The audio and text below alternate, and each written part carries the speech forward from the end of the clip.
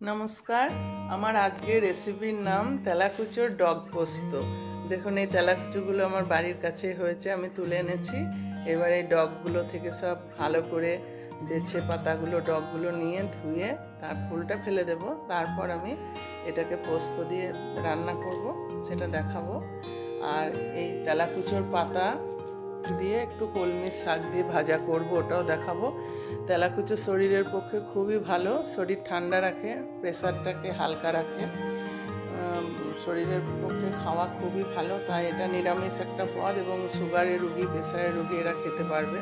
তাই আমি এটা দেখাচ্ছি। এটা তো অবহেলা করি আমরা খুব, কিন্তু এটা অবহেলার জিনিস নয়, এটা করে করে খাবেন, খুব ভালো লাগবে। পোস্ত, ডগ পোস্ত না খেলেও তেলাকুচোর শাকটা অন্য একটু শাকের সঙ্গে মিশিয়ে ভাজা করে খাবেন, ভালো লাগবে। কিন্তু শুধু ভাজা করতে গেলে একটু খসখসে লাগবে, তাই একটু কলমি শাক বা যে কোনো শাক, লাল শাক, নোটের শাক, যে কোনো শাক দিয়ে এই তেলাকুচোর পাতাটাকে ভেজে নিতে হবে, খুব ভালো লাগবে। সামনে ভাতে খাবেন, গরম ভাতে ভালো লাগবে।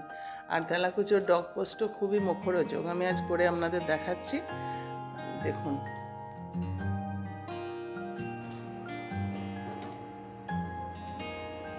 নমস্কার। আমার আজকের রেসিপির নাম তেলাকুচোর ডগ পোস্ত বা তেলাকুচোর ডগাগুলো আলু বেগুন দিয়েও পোস্ত করা যায়, শুধুও করা যায়। এমনকি শুধুই করবো। তাই তেলাকুচোর ডগ পোস্ত খুব টেস্টি, মুখরোচক, নিরামিষ পদ। কীভাবে বানাচ্ছি দেখুন। তেলাকুচোর ডগা পোস্ত বা ডগ পোস্ত বানানোর জন্য প্রথমে আমি শুকনো লঙ্কা তেলের উপর দিলাম। তেলটা আগে থেকেই বসিয়ে দিয়েছি গরম হবে বলে।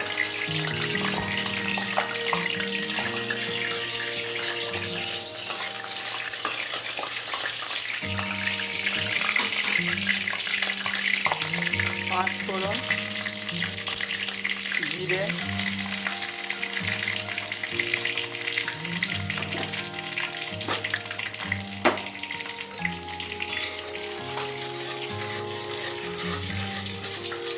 আমি কিন্তু এখানে আলু বেগুন কিচ্ছু দেবো না, শুধু তেলাকুচোর ডগাগুলোকে ধুয়ে কেটে রেখেছি, ওগুলো দিয়েই করবো।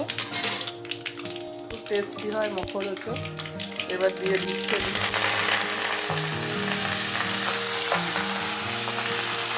উঠছে দেখুন কটর কটর করতে হবে, তো তাই তেলটা একটু বেশি দিয়েছি, টেস্টি হবে।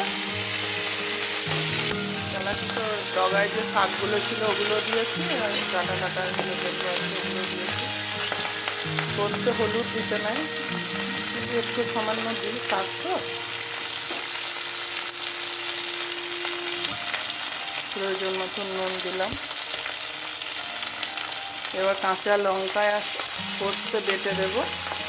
এখন এটা একটু সামান্য জল দিয়ে ভাপে সেদ্ধ হবে, খুব বেশি জল দেব না।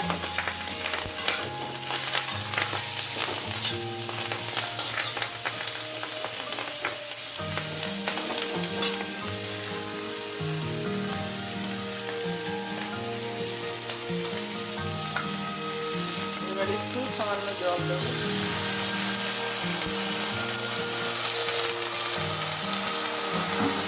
জলটাই সেদ্ধ হবে, আস্তে আস্তে সিমে করে দেবো। আর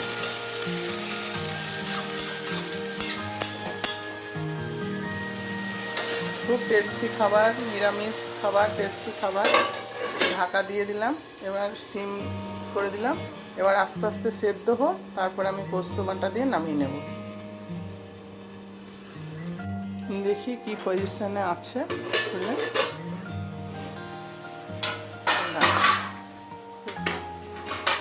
খুব সুন্দর হচ্ছে, ধরেও যায়নি।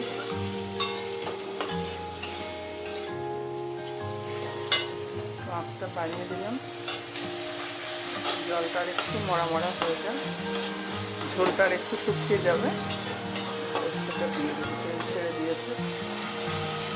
আপনারা এইভাবে করে বাড়িতে খাবেন, খুব ভালো লাগবে। পোস্ত দিয়ে তেলাকুচো ডগ চচ্চড়ি। এবার আমি পোস্তটা দিয়ে দিচ্ছি। কাঁচা লঙ্কা দিয়েছি 8খানা, আর একটা জেকে পোস্ত পুরো।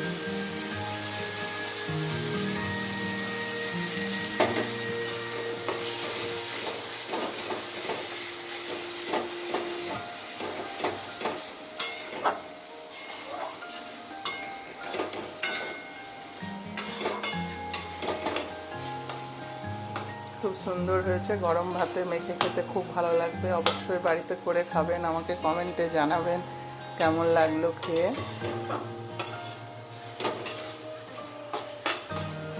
আমি সার্ভ করে দেখাচ্ছি।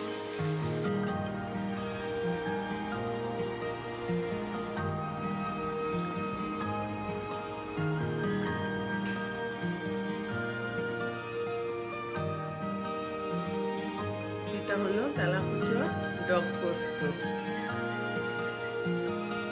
এইভাবে আপনারা বাড়িতে বানিয়ে খাবেন, খুব ভালো লাগবে। নমস্কার, রাখছি। নমস্কার, আমার আজকের রেসিপির নাম তেলাকুচো শাক ভাজা। তেলাকুচোর শাকটার সাথে একটু কলমি শাক দিয়ে আমি তেলাকুচোর শাকটাকে ভেজে দেখাচ্ছি। আপনারা এইভাবে করবেন, খুব উপকারী জিনিস। কড়াইটা গরম হয়ে গেছে, আমি একটু তেল দিয়ে নিচ্ছি।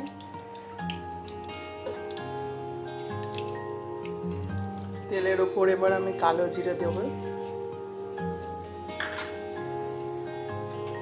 তারপরে কাঁচা লঙ্কা দেব চেরা,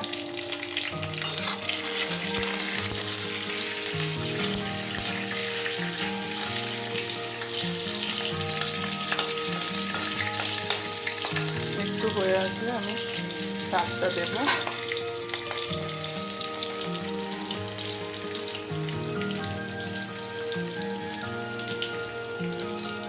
শাকটাকে দিয়ে দেব।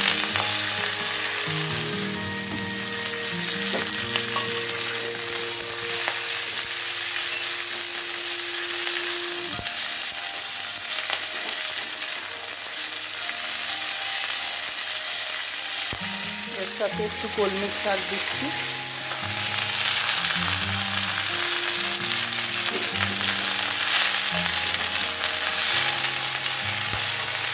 তেলাকুচোর শাক শরীরের পক্ষে খুবই উপকারী, শরীরকে ঠান্ডা রাখে, প্রেসারকে ঠিক রাখে, পেট ঠান্ডা রাখে, সুগারও বাড়তে দেয় না তেলাকুচোর শাকে। তাই মধ্যে মধ্যে তেলাকুচোর শাক যদিও আমরা অবহেলা করি, মধ্যে মধ্যে একটু অন্য ভাতের সঙ্গে দিয়ে ভেজে খাবেন।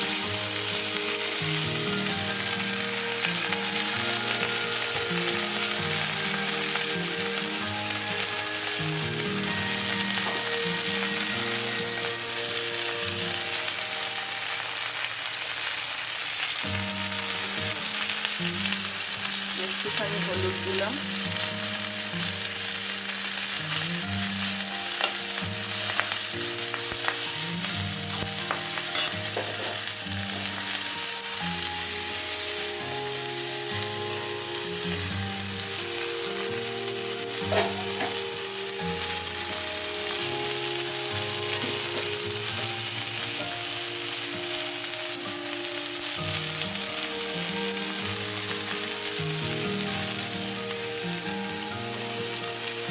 একটুখানি নুন দিলাম, যেটুকু লাগবে প্রয়োজন মতো।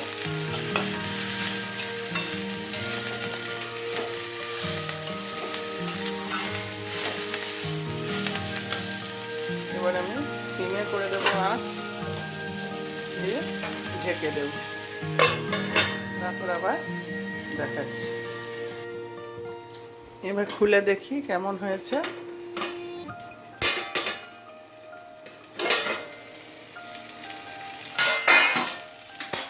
কালারটা খুব ভালো আছে, পুড়েও যায়নি, সিমে হয়ে গেল আস্তে আস্তে। এভাবে আপনারা কিন্তু বাড়িতে করে খাবেন, খুব উপকারী শাক। হ্যাঁ, খেতেও না কিছুও না, অথচ খুব উপকারী। এবার আমি নামিয়ে ফেলবো, দিয়ে দেখাচ্ছি। আমার তেলাকুচো শাক ভাজা হয়ে গেছে, এবার ভাত দিয়ে খেতে হবে। আপনারা বাড়িতে অবশ্যই এভাবে বানিয়ে খাবেন, খুব ভালো লাগবে। ভালো থাকুন, সুস্থ থাকুন, নমস্কার।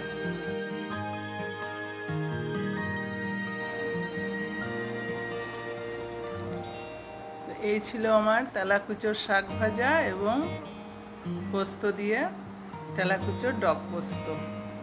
এইভাবে আপনারা করে খাবেন, খুব ভালো লাগবে। নমস্কার, রাখছি।